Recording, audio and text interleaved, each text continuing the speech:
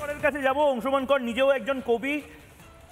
BJP অন্তত, আমি জানি না এটা নিয়ে আপনার বলতে অস্বস্তি হবে কিনা, কিন্তু বিজেপি অন্তত এ কথাটা বললো, ভালো খারাপ আমি জানি না, হয়তো বিজেপি কবিতা দরদি নয়, তাই জন্য এপাং ওপাং ঝপাং বা এই যে কবিতার গুলো আছে, হাম্বা রাম্বা কাম্বা, আরও একাধিক কবিতা আছে, আমি মার্জনা করবেন আমাকে দর্শক, আমি সব কবিতা মমতা বন্দ্যোপাধ্যায়ের পড়ে উঠতে পারিনি, কিন্তু এগুলো অন্তত তারা বলছে যে আমাদের এটা ব্লু প্রিন্ট। বামপন্থীরা কি আদৌ মমতা বন্দ্যোপাধ্যায়ের এই সরকার থেকে চলে যাওয়া এটা নিজেরা মন থেকে চাইছেন নেতারা? অংশুমানদা, আমি যখন কথা বলবো কেউ যেন কথা না বলেন, কেননা তাহলে আমার পক্ষে সমস্যা হবে। প্রথম কথা আমি যেটা বলতে চাইছি যে বামপন্থী দলগুলোর খুব স্পষ্ট করে বলা উচিত যে তারা কি করতে চাইছে, পরিষ্কার এ কথা আমি বলছি। এক, দুই, এতক্ষণ ধরে যে হিসেব দেওয়া হচ্ছিল যে ভোট কাটাকাটি এই দল ওই দল, এভাবে হয় না। বামপন্থী ভোটারদের দু রকমের ভোট আছে, একটা হচ্ছে কমিটেড ভোট, জোট হলেও, জোট যদি হয়ও তারা না হয়ও তারা সিপিএমকে, বাম দলগুলোকেই, সিপিআইকে ভোট দেবে।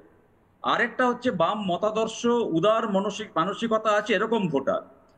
তারা কিন্তু, আমি যেমন বলছি, এর আগে ভাইজানের সঙ্গে যখন সিপিএম হাত মিলিয়েছিল, যদি বিজেপির সঙ্গে সিপিএম হাত মেলায় তারা খুব ভালোভাবে সেটাকে নেবেন না, এবং জোট হলে তখন কিন্তু এই গোটা ভোটটা চলে যাবে তৃণমূল কংগ্রেসের দিকে, খুব পরিষ্কার।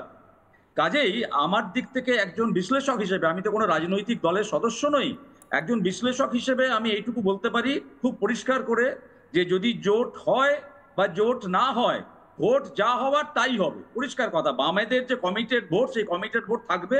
যদি জোট হয় তারা অনেকে নোটায় ভোট দিয়ে দেবেন, যেমন ভাইজানের ক্ষেত্রে হয়েছিল।